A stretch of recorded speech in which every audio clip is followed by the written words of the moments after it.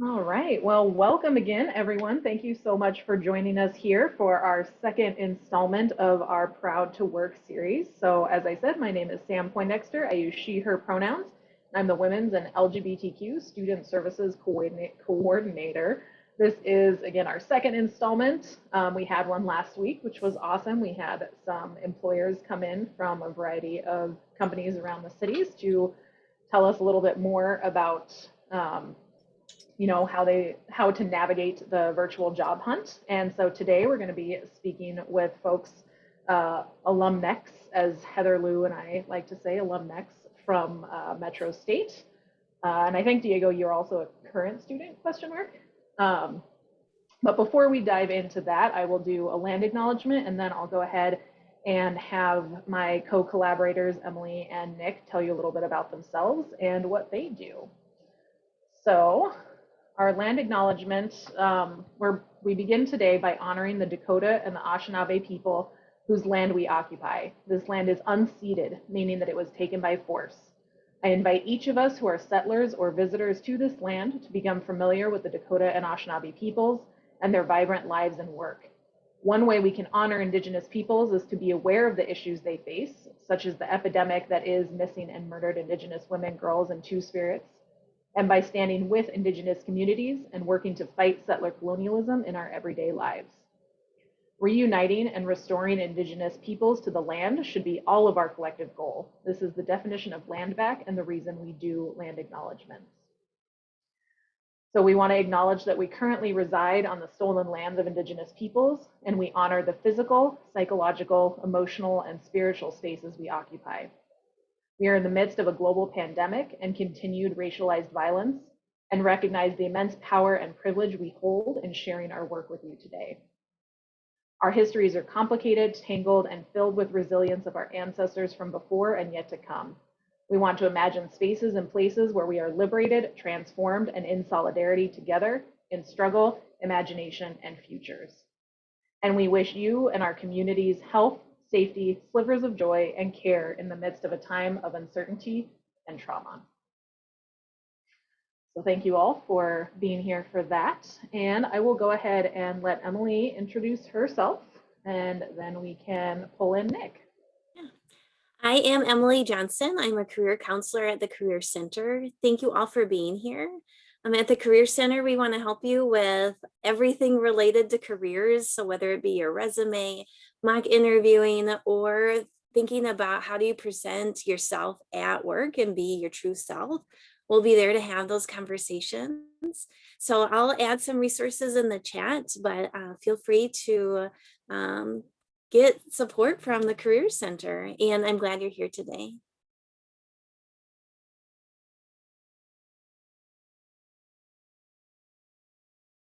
Nick, would you share a bit about you and Mosier?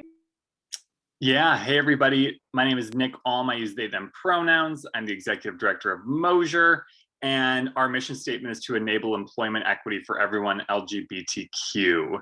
So we do two big things mainly. We help organizations attract LGBTQ talent, and then we help organizations build the capacities to actually retain those individuals. We work on inclusive leadership, we work on unconscious bias, we work on training and development in a whole bunch of different ways with our partners. And this event is so special because not only do we want to help companies attract job seekers, we want those job seekers to feel supported in their career search.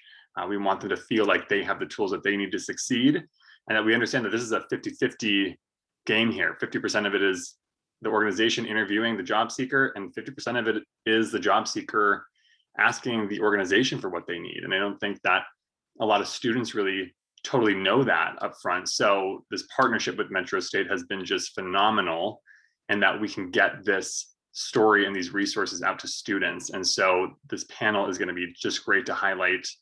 I just think how far you can go as a queer person and how many possibilities are out there, because I think we forget sometimes when we're struggling to just land that job. So thanks everybody, excited to be here.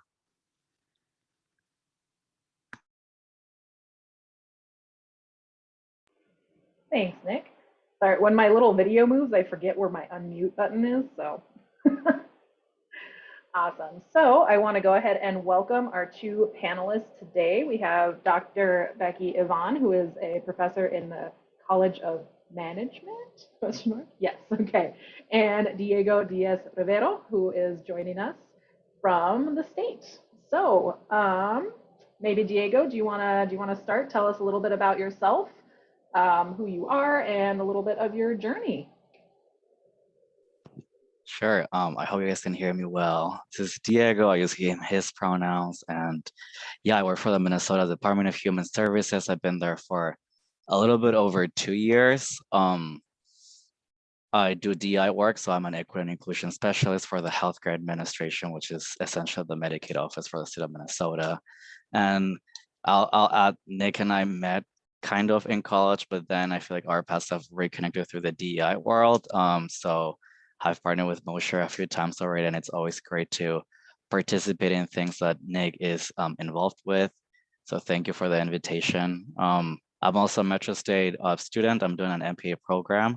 Just finished my first semester, taking a summer class right now, and then going into the second semester in the fall. So that'll be exciting. And I've really, I guess career-wise, definitely feel that the MPA program is aligning a lot with my state work at DHS. So yeah, and career-wise, I think they're really building onto each other.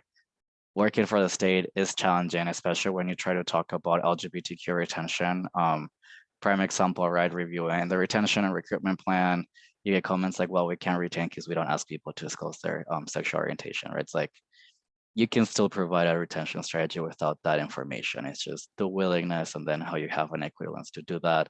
So a lot of my work is focusing on that right now, on how I help inform those efforts across the agency, but also within my administration, that's Medicaid, looking into how we provide services for the people we serve. So most recently, I've been working with the data standards modernization and looking specifically at sexual orientation and gender identity disclosure and collection of data to make sure that when we develop paper forms, virtual forms or whatnot, people are at least able to have the options to really provide information that they identify with, but also that in theory would ensure higher access to healthcare coverage and programs and services. So the intent at the end of the day is to really serve Minnesotans a little bit better if we have an equity lens. So that's yeah, what I do for work. Quite busy all the time, but love to be part of the DEI world and bring my own identities and experiences into the work that I do. And I'm sorry if I missed something from the prompt, Sam, but Oh no, that was great. Yeah, just introduce awesome. yourself and tell us about what you do. And yeah, awesome. Thank you. And Becky, tell us about yourself. Hey everyone, Becky Ivan. I am currently employed by Metro State. So I am an assistant professor in the College of Management, and I just wrapped up my second full year. Prior to being at Metro, I worked at Cargill for 2 years on their global learning and development team. And I worked prior to that at Target for 11 years on their human resources learning and development team. And so I'm really excited to be here with you today and to see what questions you have and talk through my own personal experiences of how I've navigated, I identify as a lesbian, and how I've navigated that through careers, through marriage, through kids, right? All of these different points in my personal life that have intersected with my work life, and coming out I've been out for quite a while, a couple decades, and I feel like there isn't really a week that goes by that I'm like, oh, that's right, you don't know, I'm a lesbian. So it's like this constant identification. So I'm excited to be here today and to talk to you. Great, and that is actually a perfect segue into my next question, which is, how do you all navigate being LGBTQ? How did you navigate it as a job seeker, and then how do you navigate it in your current positions? And then has your approach changed at all since kind of when you first started out in the quote unquote real world? Although at Metro we know that the real world and learning are the same, right? Where life and learning meet. So I don't know if Becky, you want to start since you were just talking, or if Diego, you want to jump in. Oh, I'm happy to. And and I think that the thing that I always acknowledge is truly there's no right way to do this. If there was a checklist, we would just like put it on flyers and throw it up at Pride Parade and let everybody know, like, do these 5 things. But it's very complicated and it's very nuanced. And I think there's been a lot of factors in my life and a lot of privilege in my life that has led to how I, Becky Yvonne, have personally navigated the experience. So when one of my very first jobs, I wasn't in relationships. It never really came up. It wasn't, I was like 19. Like I worked all through college, right? So I feel like I just had this job. I just kind of did my thing. I was a women's studies, at the time it was called women's studies, now it'd be called gender studies. That's how old I am. Major. And so I think there was always that like, well, we all know who majors in that, right? Like feminists, queers. And I'm like, yes, I'm all those things. And then and then I got a job at Outfront Minnesota, which is a statewide advocacy organization for LGBT folks. And for me, that was a point of no return, because if I put that job on my resume, that I was a queer activist, like it's going to be there. And I remembered when I was transitioning from nonprofit to Target, I was like, am I going to put this on here, or am I going to like word this in a way? I remember really grappling with it. And at the time though, however, I was way out of the closet. Like if you Googled my name, like this was who I was. And I also have a little bit of fight in me that I'm like, oh, I would love to see somebody discriminate against me. Please, like, let's go down that path.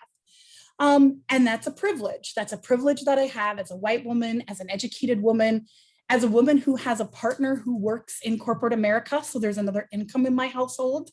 These are the privileges that I had. So I started at Target and I just came flying out of the, I just remember almost meeting people and going, hi, I'm Becky and I'm a lesbian. If you did not know I was gay within the first 5 minutes of meeting me, you were not paying attention. And in a lot of ways I did that because I think I'm straight passing in many situations. I don't think that a lot of people make the connection for me. The other thing that I did right away, because I was doing queer activism work and then I started working at Target, is I got involved with their employee resource group. And so, oh yeah, you know it, and I got involved with their employee resource group because that was something that's home for me. I was out, I was doing queer activism. And so very quickly I connected with a lot of who the other LGBTQ people were in the organization and how to navigate this. And so I do think that there is an element of navigating. Part of my doctoral research when I was working on my doctorate program was to interview senior vice presidents and vice presidents who identify as lesbians in Fortune 500 companies. And the navigation is real, and that navigation varies on how you look, how you carry yourself, the pronouns that you use. All of those things impact how people navigate their career. And so I think I've always been out, at work. But there are always those awkward moments. I have a picture of my wife on my desk, and inevitably once a month somebody will say to me, oh, is that a picture of your husband? And there is that brief moment because my wife is very masculine looking, presenting.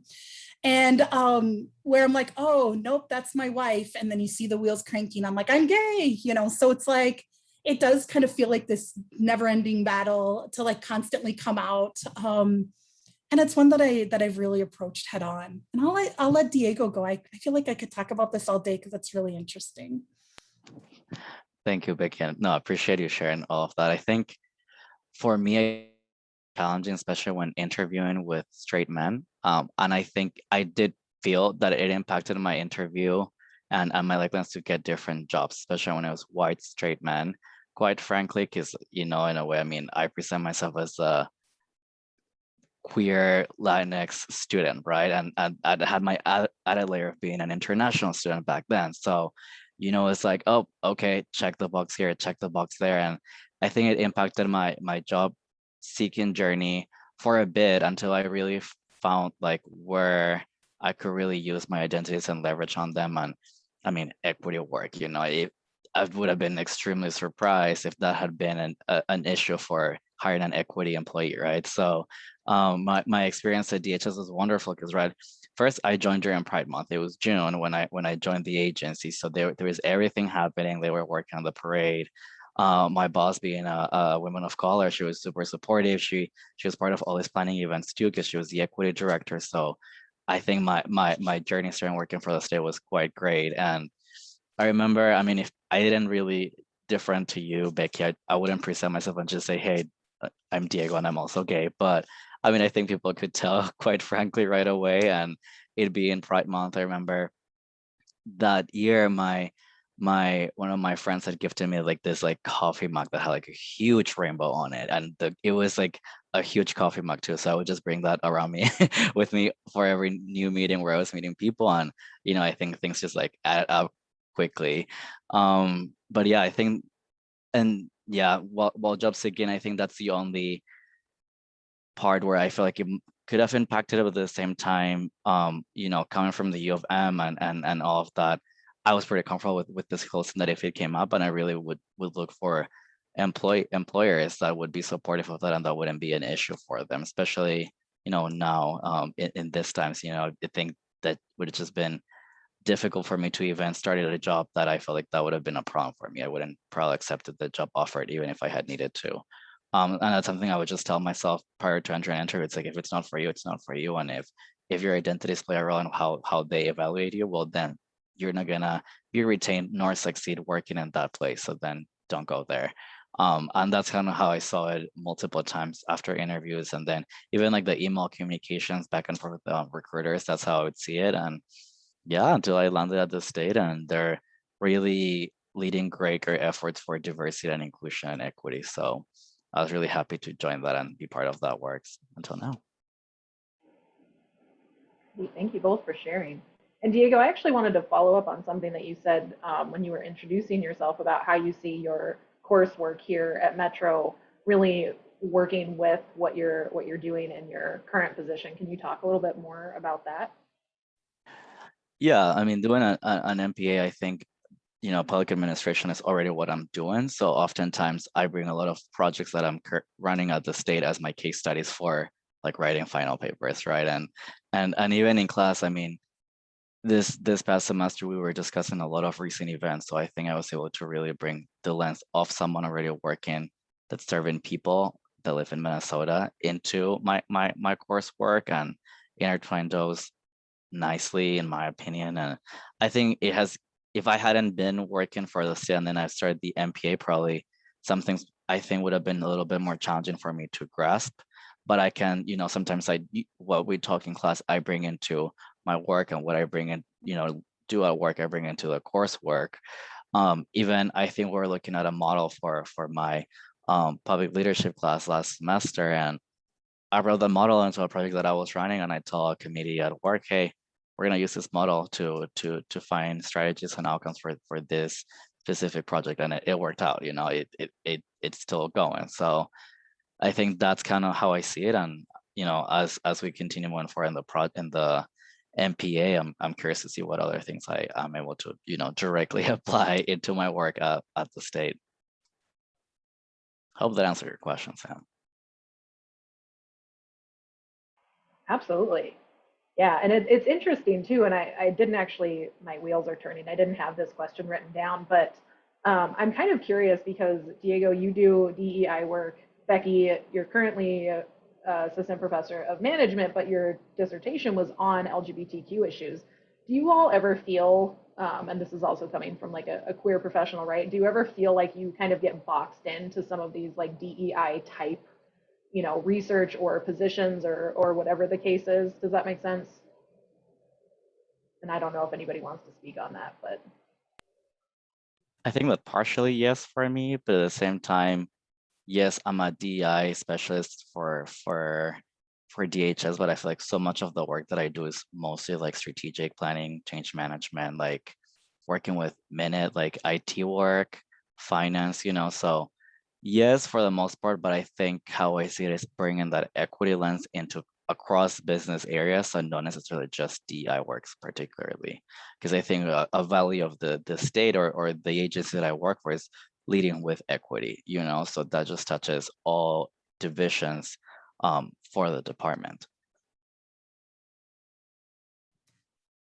It's a really good question. I'll say that it's a topic that came up much more in my corporate jobs than I think it came up in my current role. Maybe because this role is still fairly newish, or maybe because my title, I don't know, or I've chosen this in a different way.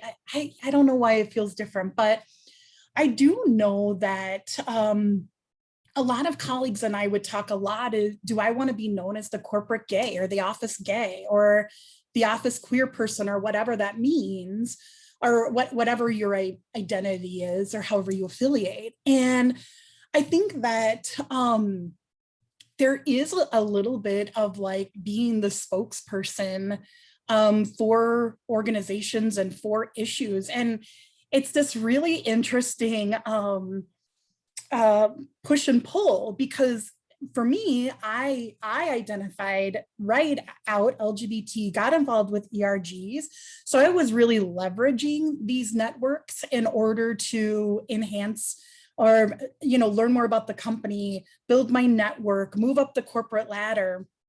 At the same time, the expectation from the company would be, wow, if we need a face for LGBT things, well, we're going to come to the employee resource group or the ERG, or sometimes business councils, diversity resource groups, lots of different names. And like, we're going to want something from you in return.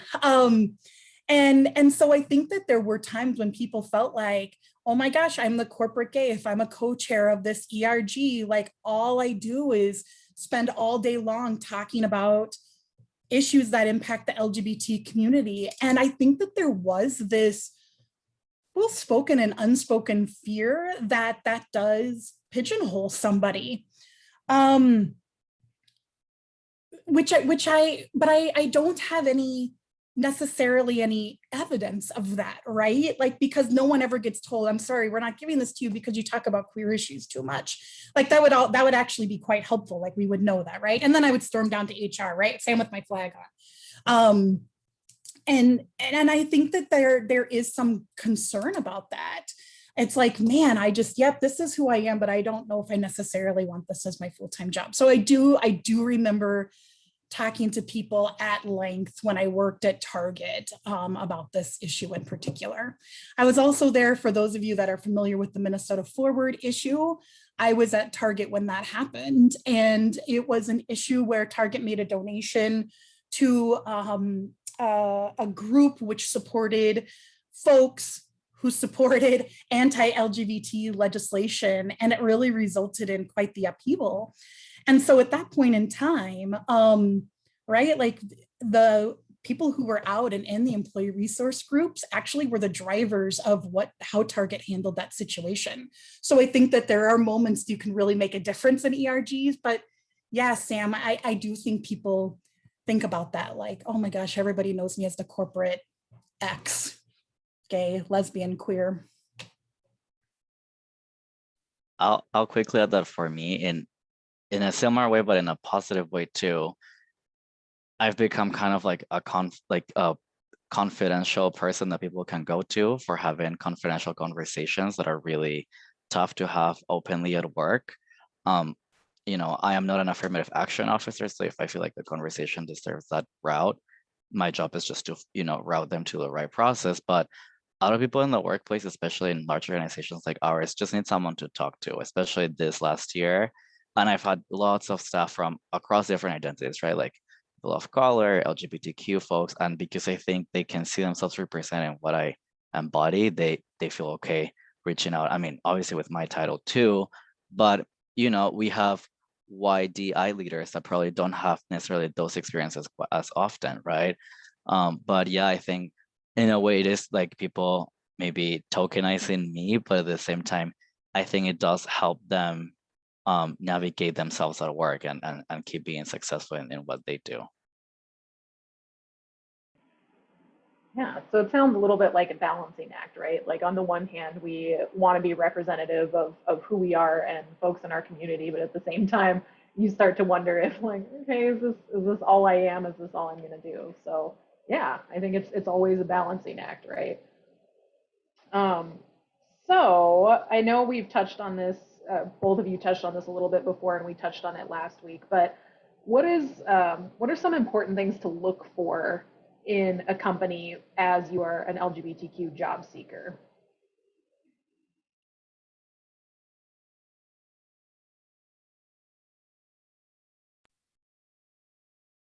If you can easily find any DI efforts that they have on their website and be a little bit and challenge them in a way where you look at those with a critical thinking lens, I think that's what's important for me, to see if there's anything that they're doing that touches on DI that doesn't just look performative, because quite frankly, I feel like there's a lot of DI work that's very performative. So, if you can see something that,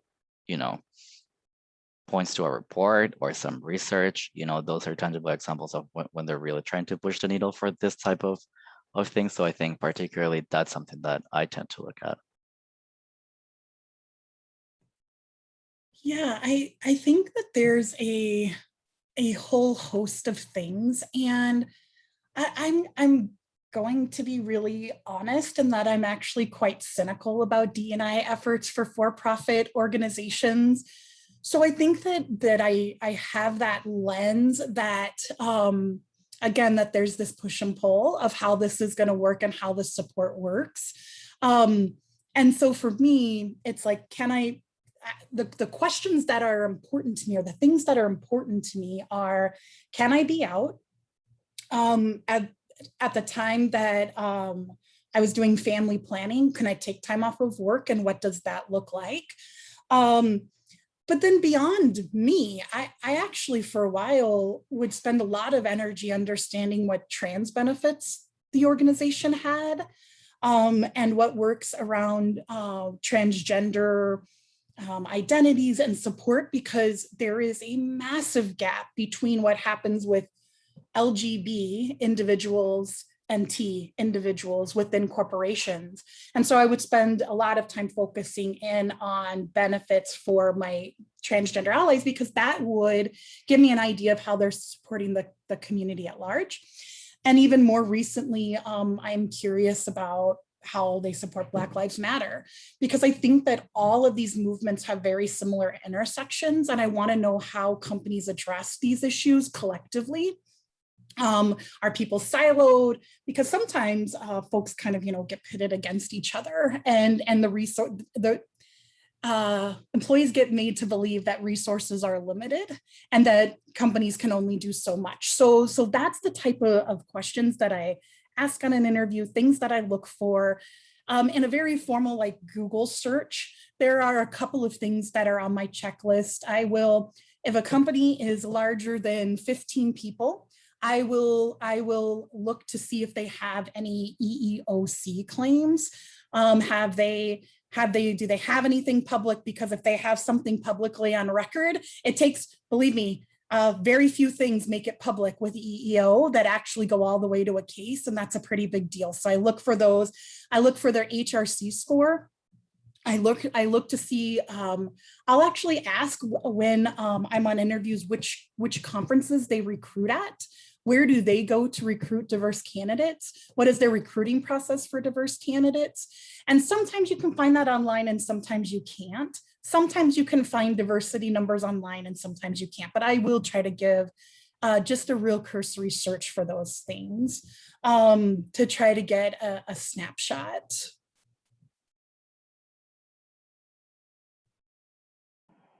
I hadn't even actually thought about the EEOC claims. Like, you just blew my mind there. Whoa, great, awesome. So I have a fun-ish question. So because we learn a lot from our own failures, right? Like we, as a society, need to learn to embrace failure. When I was applying for faculty positions, I learned a lot based on my failures. So I'm curious, like, what was your least successful experience as a job seeker? Like, what happened, and what would you do differently?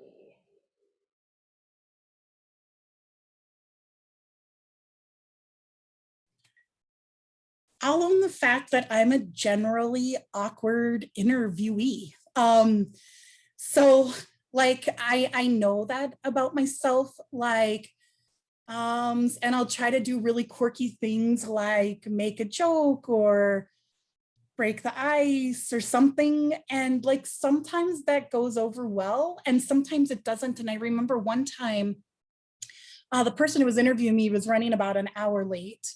And so I'm hanging out in the lobby, you know, and they're running late. And clearly by the time they show up, they are just super frazzled. And so they're like, oh, I'm not so sorry I'm late. I'm like, oh, don't worry about it. I've just been reading People magazine and, you know, figuring out what the latest baby watch is. And the person goes, oh, you've been watching people come in and out of the lobby to see who you might think is pregnant? And I went, oh, I could see, yeah, no, actually in People magazine, you know, so then it becomes this like awkward, like, oh my gosh, I haven't even introduced my name and I've made this like really awkward joke. And so I think that there's a lot of that for me because my anxiety shows up with me as in my right next to me all the time. And so I think that those are things that I've just kind of learned to live with and honestly just own and just say, I just know that I'm going to be quirky and well, we'll see how this goes. Other things that I think that I've learned from is there were a lot of times I was afraid to ask questions on interviews because I thought, oh my gosh, if I ask questions, they're going to think I'm high maintenance and that I'm going to be a problem employee. And if I like come right out of the gate with like, these are my 20 questions about you, tell me about any federal lawsuits you have, right? Like I remember being very, very nervous about that. And it took me a little while to realize that I'm also interviewing them. I'm also getting, you know, to know a little bit about them and that it is my right in that moment to ask the questions that I need to ask to know if this is the right job for me. But I thought that took me a very long time because I'd be like, no, everything's great. Thank you so much. You answered all my questions and I hadn't even asked any. And so these were the types of things that I think I've learned as I've gone. But yeah, generally, I'm just super awkward. Super awkward. Sam, could you please repeat the question for me? Zoom. Yeah. So the question is, tell us about your maybe least successful experience as a job seeker. So that can be like interviews or, you know, anything where you feel like you learned a valuable lesson.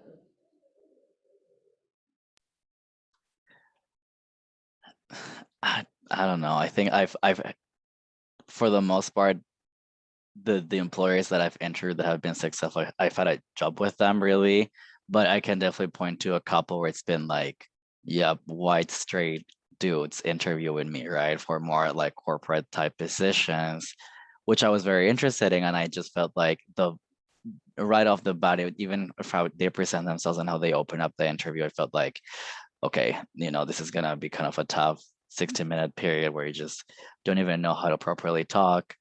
Overall, I think my performance was like all right, but I definitely feel that when you feel unwelcome in an interview process, that affects how you perform, even answering the questions. Similar, I think on the flip side, I've been interviewing a lot of people recently, especially interns that are gonna start, and we do give, I think that I appreciate and value a lot when they ask questions, right? Like what you were saying, Becky, and something that I really try to do a lot when I would interview for positions is I'm gonna come with a couple of more questions, and if during the conversation I can have one more question, I think that says a lot about a candidate, or at least for me when I've been interviewing people, I really appreciate that, because I think it does more likely ensure that you could get the position that you're interviewing for. But fortunately, I've not had many unpleasant job seeking processes, except for the fact that, like I said, when you are on a visa, which is my case, but they don't affect me anymore because it's just like employers don't hire people that are on a visa. So, that is unpleasant in itself, yes, but for the most part, it's just kind of, you have to roll with the punches for me. And that is a huge barrier that I do have when job seeking. So I think that one for me really kind of covers most of the experience instead of my other identities. But that's just my experience though. Hey, thank you both for sharing. So our ultimate question then, since you're both connected to Metro, and Diego, you might be able to speak a lot on this because as a current student. So I want to know, first and foremost, what advice do you have for students? And then especially because, as we know, students at Metro, many students are here because they are seeking to move forward in their career, get ahead in their career, or even change careers completely. So as students are doing that, and Diego, you're like in the midst of it, right? So like, what advice do you have for students, both in general and maybe specifically LGBTQ students?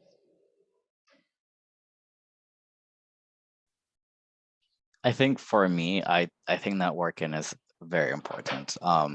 Even right after applying for a position, trying to connect somehow with someone at the place you're trying to work can really go a long way, because by making those connections, you can at least get a better insight of maybe what questions you want to ask during an interview, or how you should prepare for the interview process, right? So I think that's a tip I would give folks. I know some people like to do like mock interviews, and I think for me that's helped me in the past too. So that's something else while you're being a student. I'm sure Emily's office has a lot of resources for that. I'm assuming that you do. Yeah.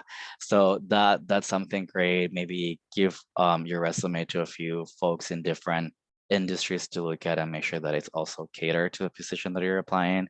I'm not saying lie on your resume, but I'm saying customize it for the position that you're applying for, and not just use the same standard resume that you have, but have multiple versions.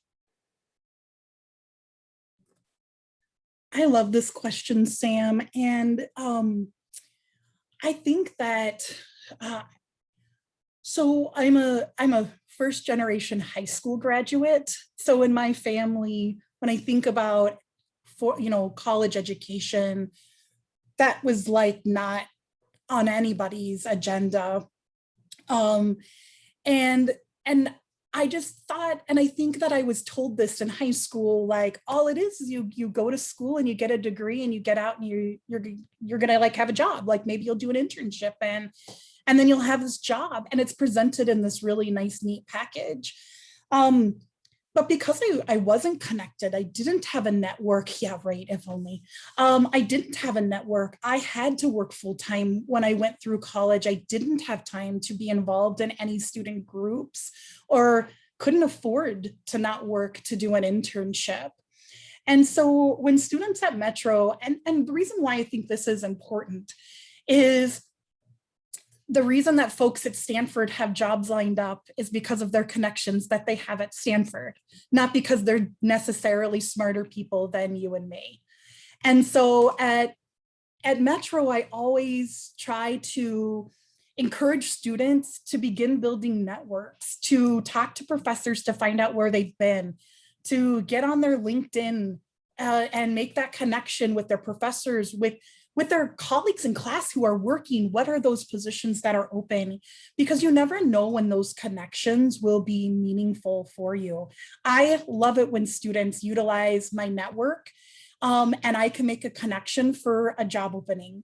That is really meaningful for me. And I think that that is something that Metro can provide.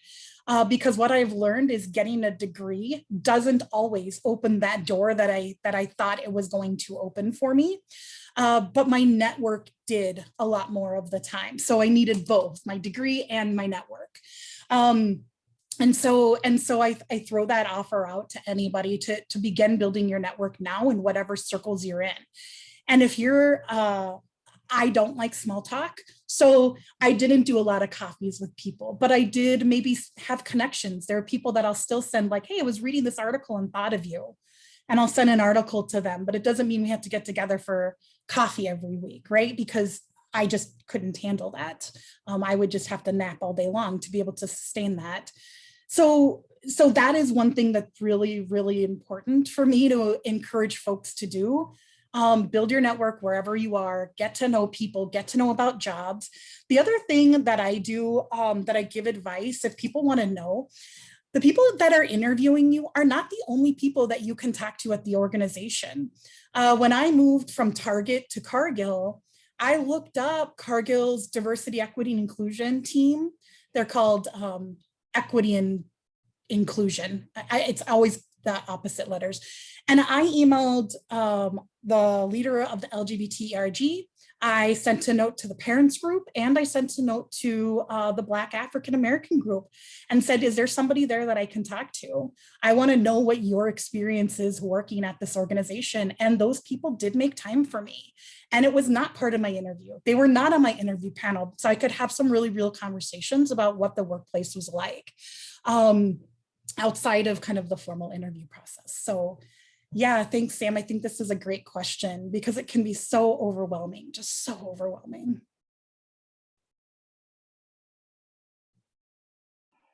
That's great. So before I open it up for questions from the audience, from the participants, do either of you have anything else that you want to put out there to say to students? We have a lot of staff on the call as well. So if there's anything else. No, I'm just so excited for you. I'm so excited for people who are like looking at a new career. It's exciting. So no, thank you for having me. And if there's ever anything I can do to support, I'm available.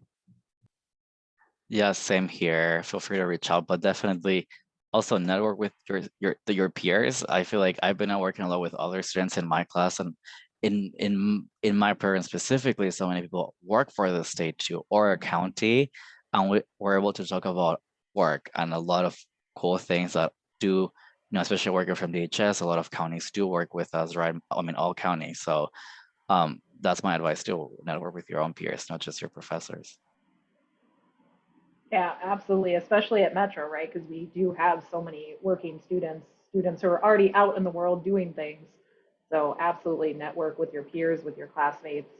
And Emily and Bill, I don't know, but maybe we should have some like practice networking events when we're back in real life, because I can tell you some stories about myself as an undergrad learning how to network. And speaking of like learning from failures, that is a real thing. Maybe I'll tell you all one of the stories someday, but not right now. So with all that said, do we have any questions from the audience, from participants? You can type it into the chat. You can unmute yourself. We're all friends here. Or you can raise your little hand. That's right. We are networking right now. That's right, though.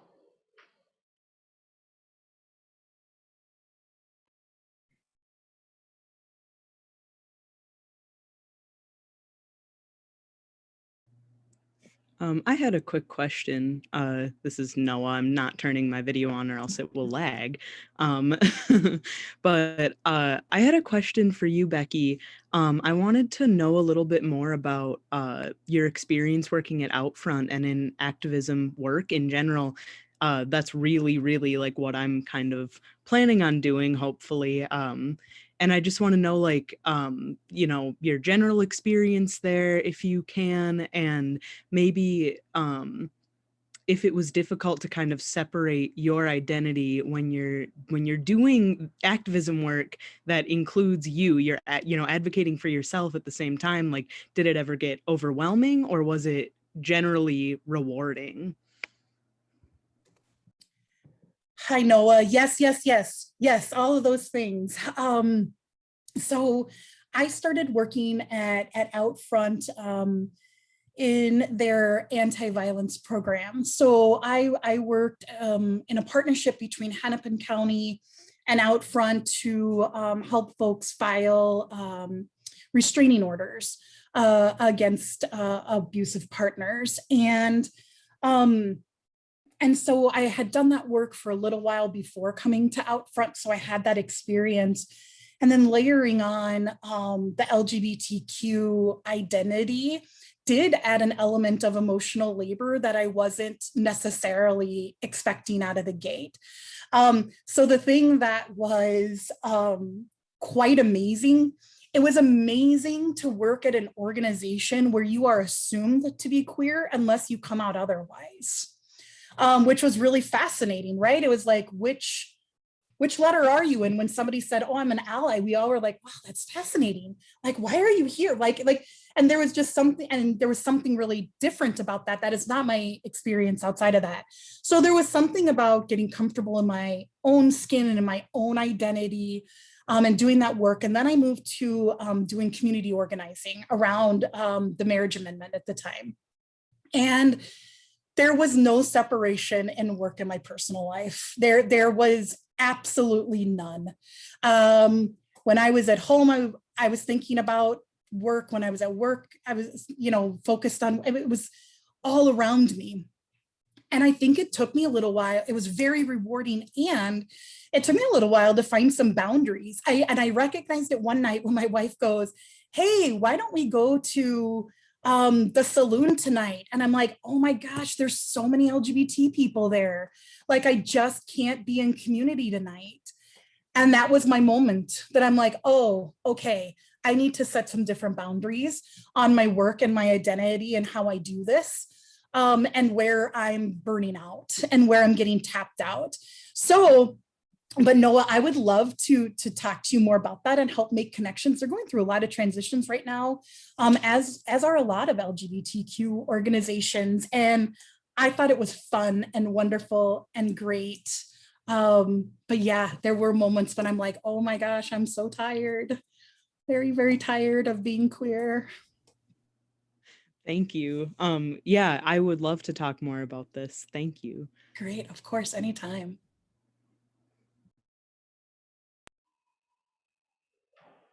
Any other questions from folks out there?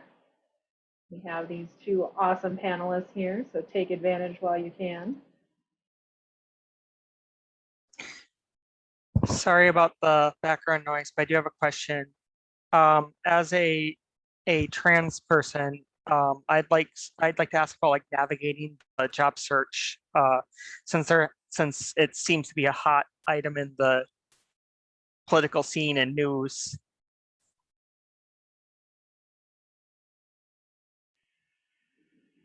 Yeah, Diego, Becky, either of you want to address that?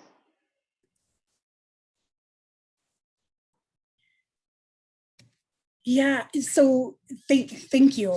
And I think that this is a really important question. And when I think about issues that I care very deeply about within LGBTQ community, I do think about employment for my trans family, because the employment rate is so incredibly low for lots of reasons.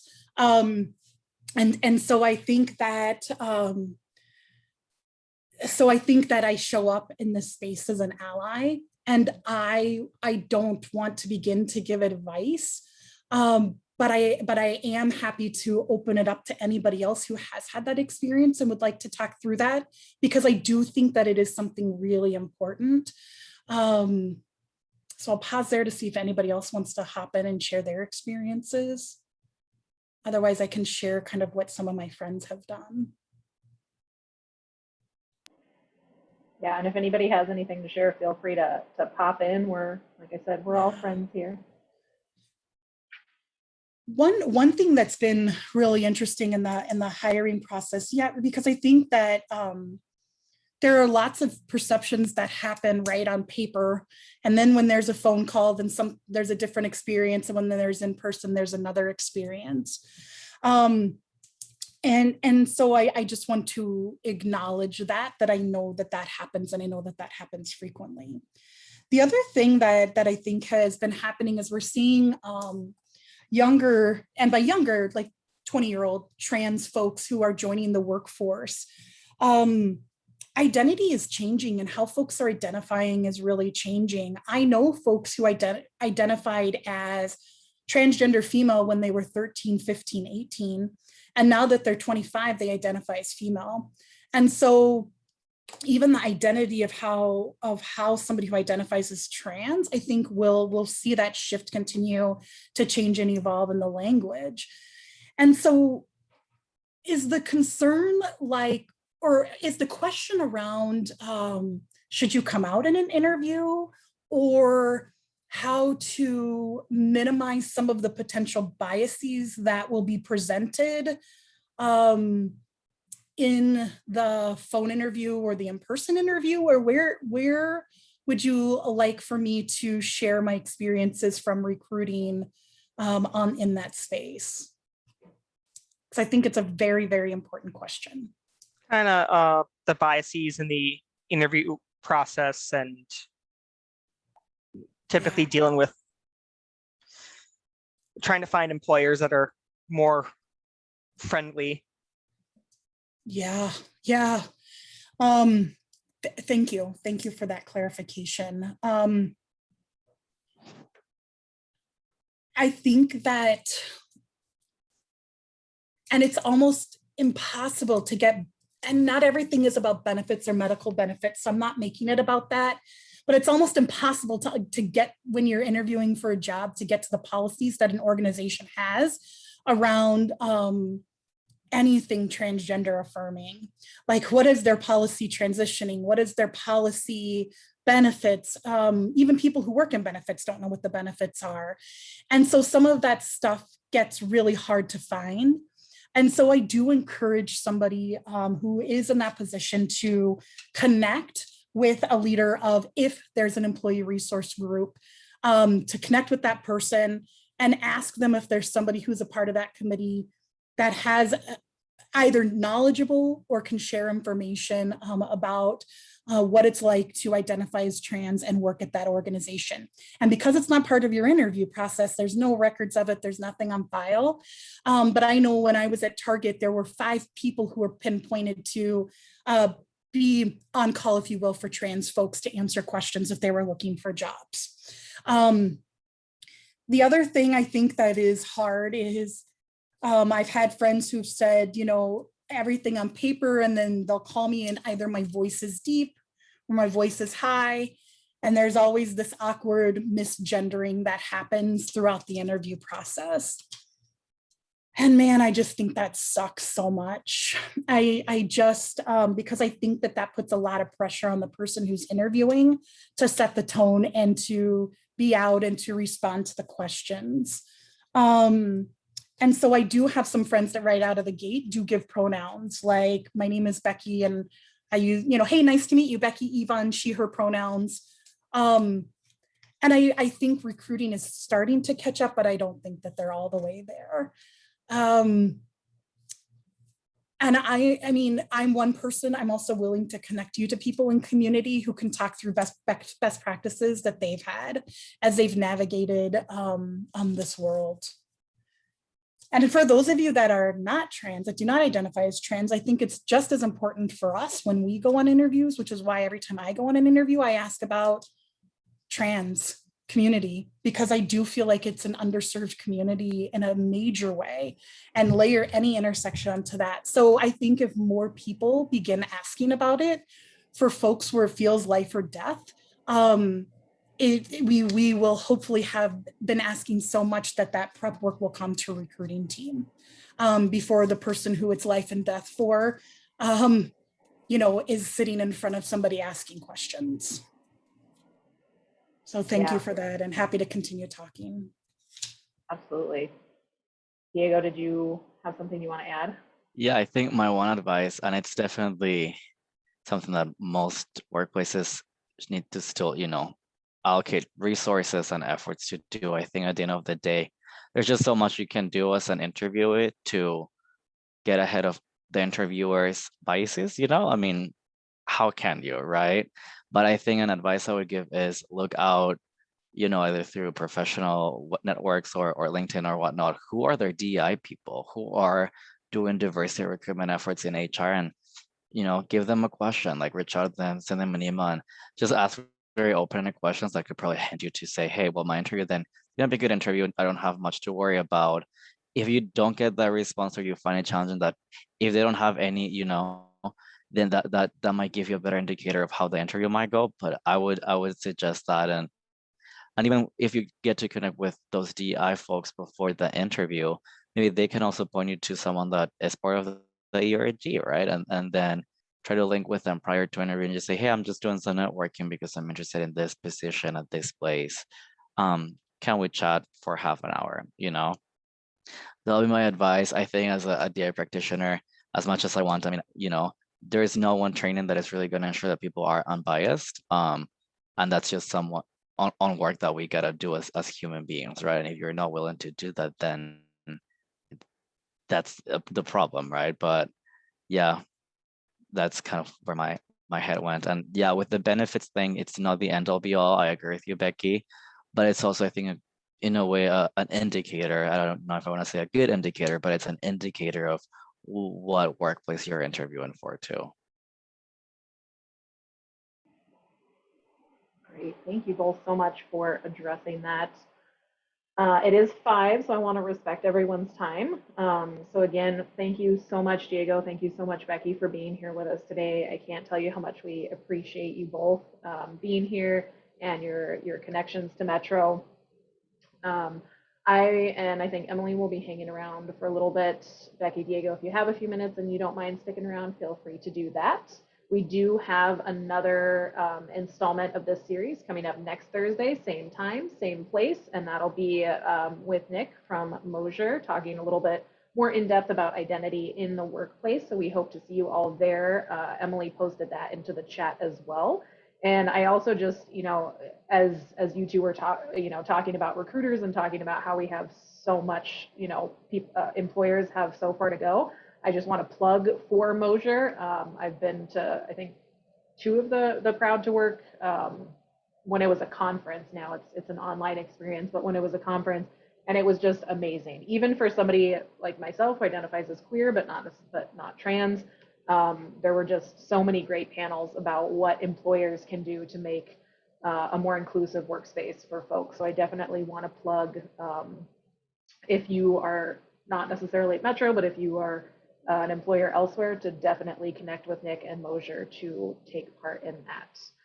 So a round of applause for our amazing panelists. Thank you all so much for being here. And that's a wrap.